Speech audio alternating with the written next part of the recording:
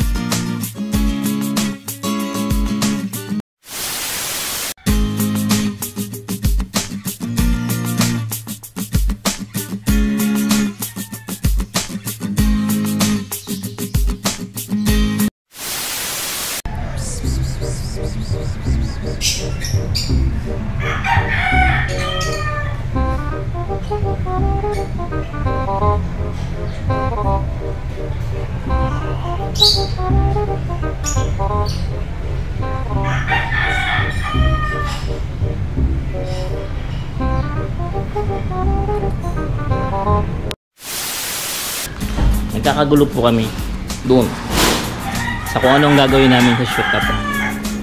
Kasi hindi ko makita yung natural na itsura. Yung ginagawa niya talaga. Nahihirapan po ako. Well anyway, guys, kain tayo ng Hansel. Yung paborito kong pusa. Nakakatuwa tong pusa to kasi ano siya. Kaya nung na-trauma ako sa ganitong kulay ng pusa kasi dyan sa ano, sa Parañaque National, yung ganitong pusa nangalmot bigla. So, naantayin ko po niyang ma-internalize yung kanyang gagawin. Ako po siya kukunan. Ayan. Hindi po ako expert sa photography, hindi po ako expert sa kahit na ano, kaya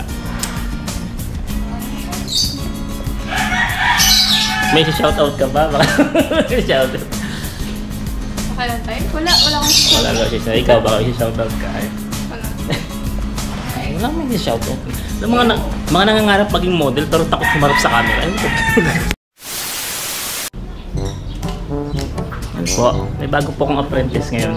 Kapangalan ko po siya. May bago na pong show. Welcome to Ate Dance! Nagpo-photoshoot po kami para sa mga ngayon lang nanonood kunwari. So tinuturuan ko siya maging photographer para may apprentice ako dito. Silang dalawa. Tapos magpapalitan yung silang dalawa mamaya. Yan, sige magpakahirap po yung maging model.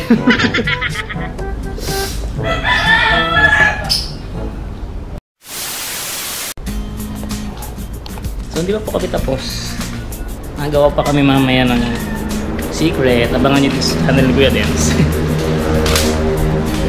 Ang gulo po namin. Sorry po. Yeah. So break time kami para sa konting ano nila dahil tanghali na at mukhang nagugutom na yung mga yun. For sale. Nag-vlog ako eh. Yeah. So sa mga gulo gusto mag-model dyan, hindi ko i-offer ang sarili ko dahil hindi naman ho talaga ako photographer.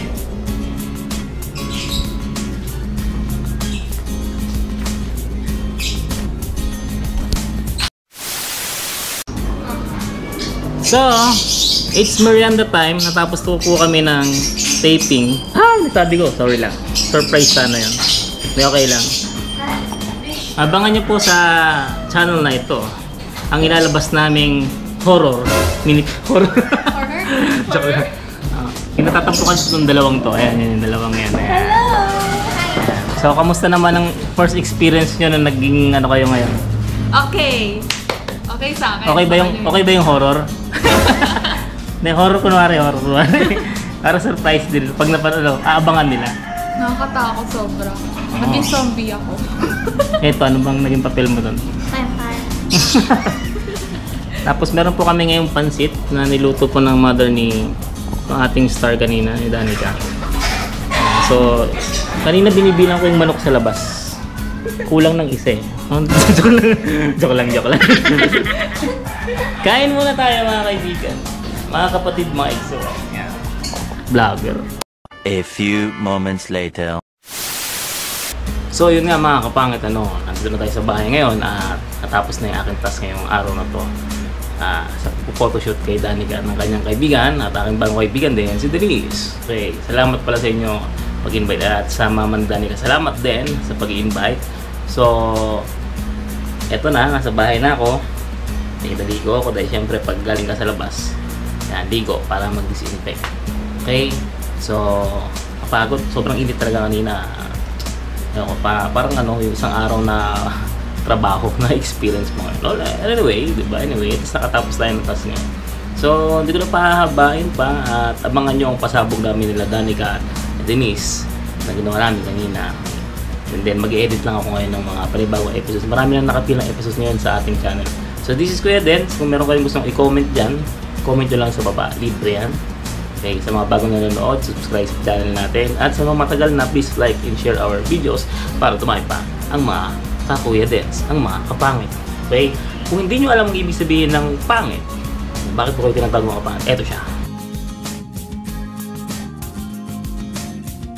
So, okay mga kapangit, hanggang dito na lang. See you next time sa ating videos. This is Kuya Dens, signing off. Bye-bye mga pangit.